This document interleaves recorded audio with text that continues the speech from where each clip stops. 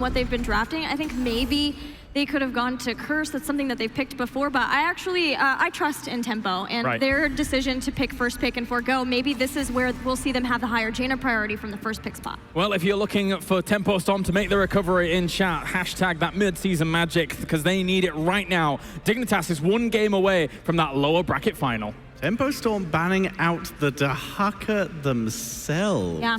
Galau is about to do something interesting. Well, we've showcased what he can do on a Blaze as well as a Sonya. I feel like his hero pool has been quite small in that one regard, but we can't forget that Wooby is an absolute beast when it comes to Dahaka. The interesting point before I jump to you there, Claris, is the fact that, you know, this is Tempo Storm going for the first pick this time. We've seen him go for map priority after map priority, but this time I'm like, no, we need to try and get something secured in right away. Don't you think it's first pick Blaze then for them and go for the bunker? I personally think so, yeah. Yeah, but I think that it's enough that they feel like they need more from their first 3 picks, that they need to get something out before the secondary bans come in. Dignitas were willing to pick Jaina here. Jaina was huge in the last game, and I don't know for sure that that's going to be it for Tempo Storm, but it's possible, but I do think it's going to be Blaze given that Dahaka ban. No, it's Abathur. Or Abba, good map. Or... Fantastic map, and that really does explain the Dahaka ban here. But this unfortunately does still give Blaze over to Dignitas, which means not only will Dahaka not be hunting down Abathur, it will mean he's not available to try and lane against the Blaze as Tempo Storm has done repeatedly, meaning they're going to have to fall down to perhaps a Sonya, perhaps a Leoric, something like that. And correct me if I'm wrong, but an Abathur choice here on Towers of Doom means that they want to take control of that early game and then snowball it from there. Because if they don't, it can be a little bit dicey in the later game if they don't get that, surely. Right, you fall behind in the core health, which then forces you to play and take more risky trades, but then you do have the advantage of Abathur later on. But honestly, we have seen so much and so different play from Abathur this tournament regionally that I don't think we can say for sure what Tempo Storm want out of this Abathur until we get further on in the draft. We've even had solo support Abathur, guys. It's a new age, a new era of Abathur, but that's a great deny. The question I was running through my mind right there is, are they going to look to try and pick up a early Johanna, or that, or the Garrosh? Because you're seeing what Tempo Storm have so far with that Abathur. They're looking for that very strong early game, and they're looking for heroes that can skirmish quite well. For me, the one big thing that comes to mind is that Trace, the ability to try and dart around the map. Either that or a Zeratul, some way to try and manipulate all 3 bell towers or all 3 altars for, to really try and accentuate their early game lead. I'd love old school double Jaina, personally. I mean, that would be for lovely. Hail Mary. That would be absolutely lovely for Tempo Storm here. They've been looking for this Jaina basically the entire tournament, and it keeps getting stolen or banned out. So I would not mind that at all. And of course, they could even still go with the Garrosh. Maybe use that Jaina as follow-up damage if they want to go for the Garrosh style. Otherwise, might be nice to pick up something else that can interrupt the altars, or even prioritize something for June, as neither team has support yet and the next ban phase is coming up. Have a look here. I do like what Dignitas are doing, by the way. So we do see a June and we see a Garrosh, not the Jaina. But I like what Dignitas are doing, by the way, where they are taking away heroes that can be good Abathur copies. The Genji being prioritized in that first station. They've been prioritizing it anyway, but the fact they chose that over something else that might not be as effective as a Abathur copy, and I wouldn't be surprised to see them ban something along those lines now, of course, like the Jaina. Look, I like the Kerosene for the sole reason that they have the Abathur already. We know what it means where you can skirmish, and it is a very skirmish-heavy support.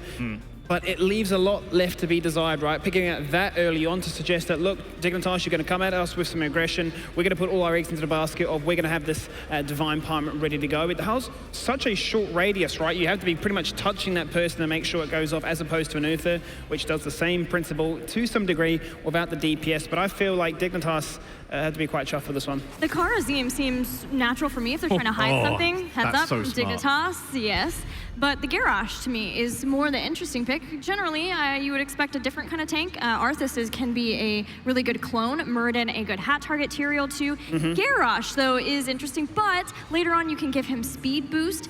The adrenaline boost is 16, potentially trying to give him a better positioning.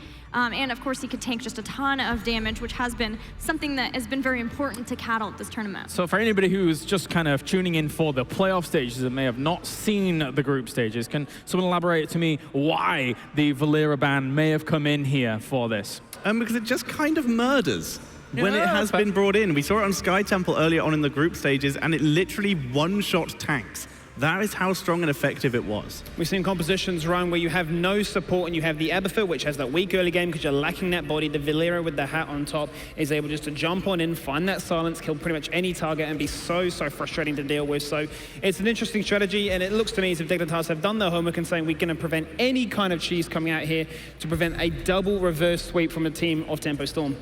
Tempo have given up a lot to get to these final 2 picks. There is a Jaina Genji with a bunker for safety and Divine Shield for the Genji as well. So now these last 2 picks, something to make the Abathur make sense.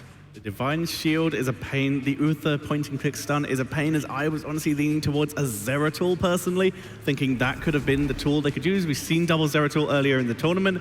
I thought that would have been pretty impressive, but now there's Bunker, there's Ice Block potentially for Jaina later on, and Uther point and click stuns, Divine Shield's armor. All of this stuff becomes problems for a Zeratul, so I'm kind of moving away from it a bit. I mean, I'm not unopposed to the Zeratul. I feel like it's hard to say. You're going to be very melee focused, and I feel like the Blaze would shut a lot of that down, but I feel like the Zeratul, we've seen it in the past, how much it can do to try and negate these big cooldowns, such as a Divine Shield, such as a Bunker. If they can find the coordination to get the kills, which they're clearly trying to set up with a Karazim Sonya for sure. and a Garrosh. And Phoenix, I mean, Abathur mines. If they go for a mine build, then there are plenty of slows. Other than that, we are very reliant on Garrosh here for setting up for Phoenix, and of course, Phoenix himself.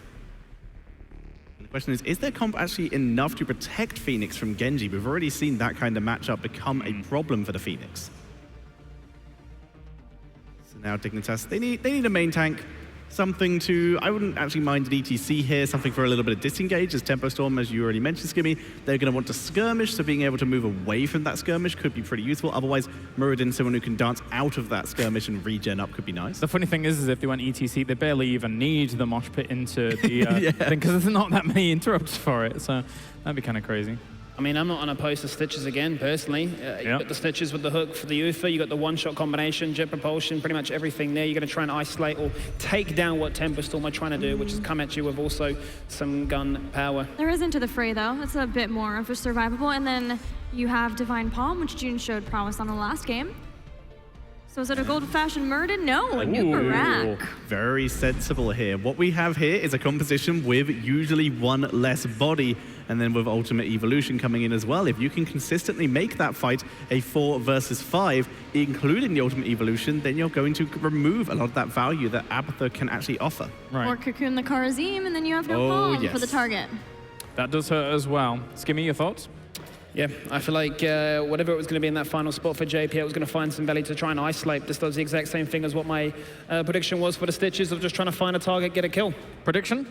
Dignitas all the way. Wow. Wait a minute. I think this is... Tempo Storm. Okay, there you go. I was thinking of going for Tempo Storm, but I'm not going to. I actually think that the draft of Dignitas, the Anubarak kind of sealed it for me. If it was Stitches, I'm actually not so sure. Even in ETC, I would have struggled, but I am going to stick with Dignitas here. The funny thing is that I'm slightly skeptical of the Anubarak, but I still have to go Dignitas. So that's going to be the 3-for-1. Let's see if the legit boss over here can win out on here. There can only be one legit boss on this desk, please. I guess so. 74% of them disagree, but we'll have that 26%, of course. Still with a little bit of faith here into Tempo Storm, and of course, we're still hoping for that mid-season magic to prolong out this series and see if Tempo Storm can make the full recovery. Let's head over to the commentary team here as we see what their thoughts are going into the game. Do I not understand the joke? Why does Gilly's glasses say legit loss on them? Oh my. Gilly, I love you. I'm sorry I didn't mean that. I'm sorry, you can't read some glasses, buddy, but don't worry, you'll be understanding. Reading is difficult. It is on me. I'm sorry. Hide. I'm getting out of the blast zone. So you guys take it away. Well, let's go to Towers of Doom here, and we'll see if there's going to be a chance here for Tempo Storm to get a victory. Caldor, what do you think? I think that Blaze has won the last 8 games where he was played in, so I think the chances of Dignitas are actually pretty good at this point. Blaze is just dominating in the playoffs. And Dignitas is trying to continue doing that with him. But first of all, to the left side, trying to start another reverse sweep is Fan on Abathur, June on Karazim. We have Caterpillar on Garrosh. Once again, Glorang on Sonya, Psalm on Phoenix. Ladies and gentlemen, Tempo Storm. Not a lot of enthusiasm for the North Americans here in Europe. Let's get a little bit of enthusiasm. They've had a long road here. Come on, guys. Tempo Storm here. Putting it off against Dignitas as Snitch be playing Genji, Webby on Blaze, Poik on Jaina, Zaylia on Uther, and JPL on Ubrak. It's Team Dignitas. And already Tempo Storm in the mid lane here, looking for that first kill. We know how dominant Caterpillar can be on Garrosh, and now he has an Abathur as well. But as I said before, Blaze currently is on an 8-game winning streak, and his track record in the playoffs is absolutely outstanding. And Dignitas, they have the bunker available once again, but that's not the only thing. They go in with a Nuburak, they go for Cattle, they nearly get the kill, but it's a Nuburak, it's JPL who falls first. And Tempo Storm is fighting back. Immediate kill, looking at Snitch as well. He's able to get on out, but Tempo Storm with the first blood, they are not going down without a fight. That was a really nice start here by Tempo Storm. It was Dignitas who engaged into that fight, but the turnaround here was fantastic. And Caterpillar lived, JPL squashed like a bug there, and that's the first blood for the game. Squish as Dignitas gets picked off there. Tempo Storm turns around and looks at Sappers as well. Sonya was there as well, just in case if Dignitas did come in for an invade, but I like this follow-up from Tempo Storm. They have always been about the mercenary camps. Every single match we've seen in the group stages, their timings have been impeccable, and immediately they grab those Sappers. Dignitas just now starting theirs, and we'll see if Tempo Storm intends to get aggressive. Millie was worried earlier when she saw the map, and she assumed originally that Tempo Storm chose it, but it was Dignitas, and for very good reason. Dignitas in Europe is on a 6-0 streak on this map, so they have been extremely successful throughout the season. But here, hold your horses.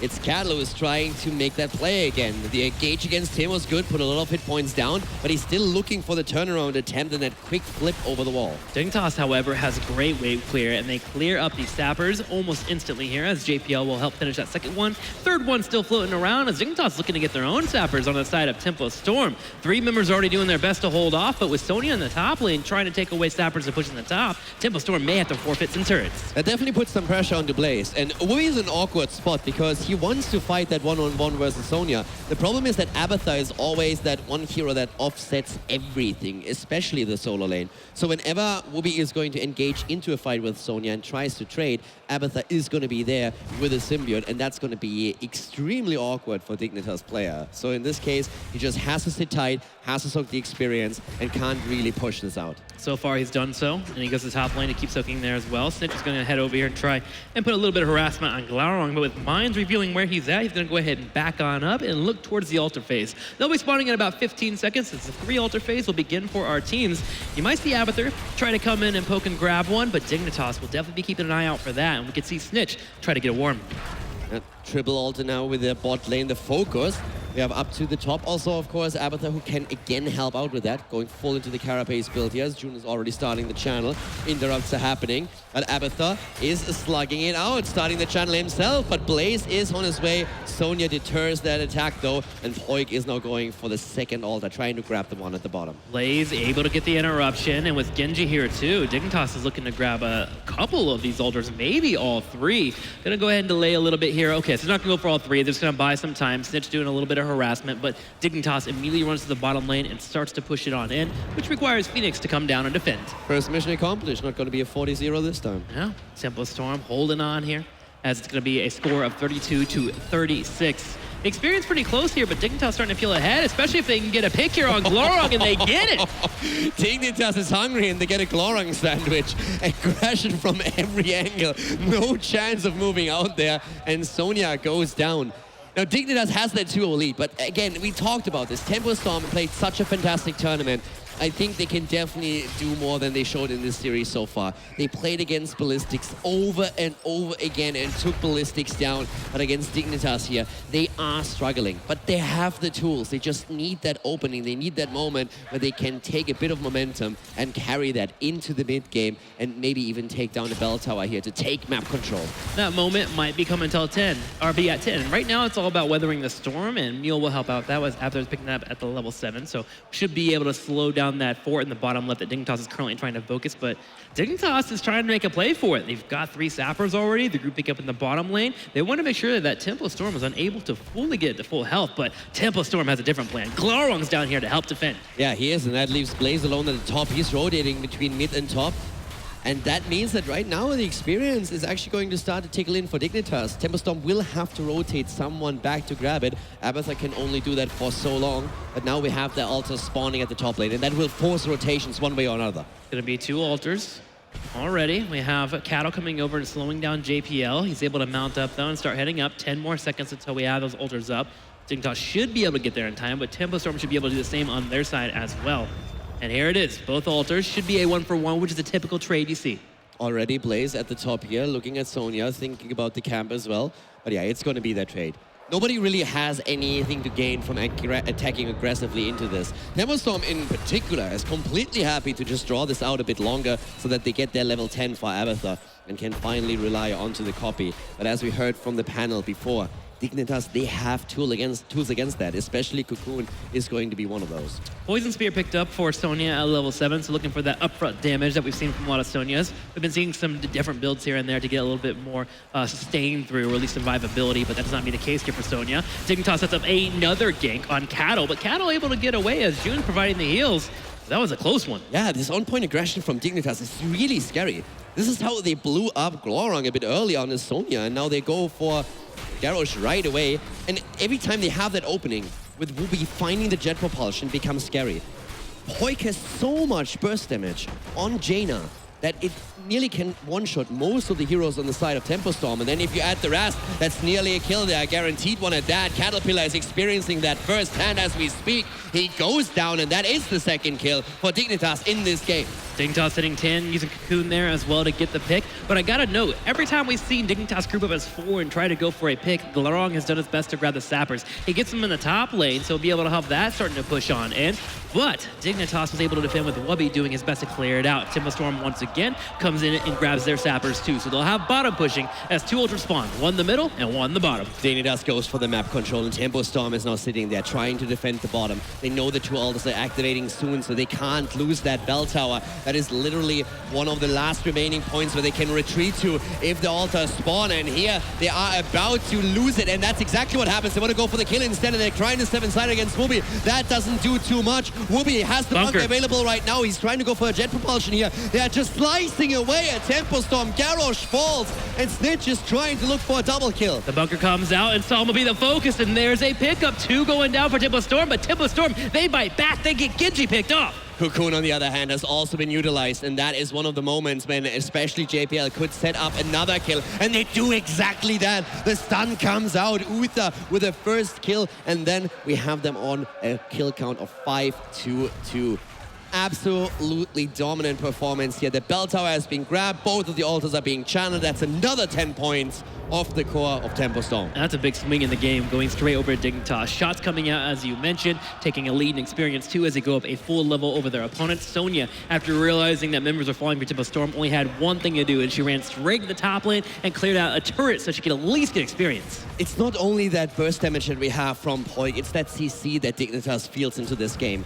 Inuburak, the Cocoon, he has the burrow charge. That's the first stun. And going straight in also into Uther, who can follow it up. We have seen all these engages with the jet propulsion. And all of these things, they just set up Jaina. And then you still have to contest Snitch as well, who's just sitting there, waiting for an opportunity to come in for the final blow, get the reset, and just spiral it. And Tempo Storm is in such an awkward position trying to stop that. Tempo Storm still being in position to try and clear out this altar, groups up, but look at Poik. He walks over and drops the Blizzard. You were talking about this, the wave clear is too hard for Tempo to deal with. Glorong in the front line taking a lot of damage. As well have Cattle come up here and throw him aside to keep him alive, but he takes damage himself as he goes for into the kill zone. And this is looking very, very similar to Gen G versus Tempest, where you have the entire team of Tempo Storm back in the kill zone trying to defend. Absolutely, and normally I'm just a huge fan of Ring of Frost and the burst that it brings you, but the problem is Dignitas doesn't need more burst. They have all the burst that they want, and at the same time now they are speccing into Water Elemental as an alternative, because with this melee-heavy setup with Karazim at the front too, they can always control the onslaught of Tempo Storm, and we saw it on Sonya. She goes in for a spear, is immediately slowed, and Glorong suffered 50% of his hit points just dropping in the attempt to escape. I'm looking over at Karazim. I feel like he's one of the ways that we're going to have a way for Tempo Storm to get back in this match as they move towards level 13, level 16, being able to get that cleanse to come online and try and make sure that if Wubby comes in with a jet propulsion and cleanse it out, but we are still 3 levels away from that. But even a one-shot could maybe be possible yet. Nice Divine Shield, making sure that they can secure another 5 shots against the core. Really well done here. That's something we oftentimes see only towards the end of the game, but in this position, with also the slight advantage that they had, it was a fantastic move. Even now the mercenary camp going through the bot lane, Tempo Storm is suffering. And that's the play you also want to have against Abathur too. You don't want to delay, wait around, let Abathur soak, try to get back in the game there. You want to get that altar as quick as possible, so Divine Shield makes sense. Here comes Water Elemental. Cattle will be the focus. Cattle takes some damage, and he gets taken out. Galarong will be the second pickup too, as Dignitas is chasing for more. They're collapsing on Storm, and they get Phoenix. It's a triple kill as they move in and show absolutely no mercy. Fan is losing the copy at this point.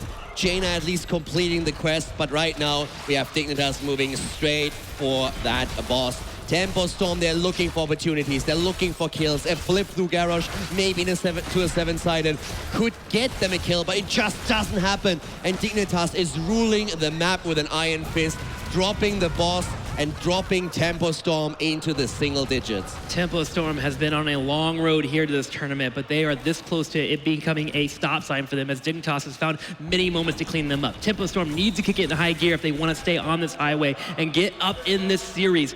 Tempo Storm is in a position where they at least are close in talents, but it's a 3 altar phase. They still have the talent fights, and they need to start a comeback now. It's already such a difficult task for them to go for another reverse sweep, but this is their last game if they lose, and they lose Phoenix in another fight as Dignitas goes in. Snitch with the Divine Shield just moves through them and mows them down. Down goes Sonya. They're trying to go for the triple kill. The stuns are coming from Dignitas on every single hero. So much CC as Garrosh gets locked down and falls as well. Dignitas with a complete lockdown moves straight to the altar to the top left and the top right. That would be a total of 8 shots if they can grab them both, and that will earn them the victory over Tempo Storm. Kerosene comes in for one last-ditch attempt, but Dignitas is able to grab the 3-0 over the North American team, Tempo Storm.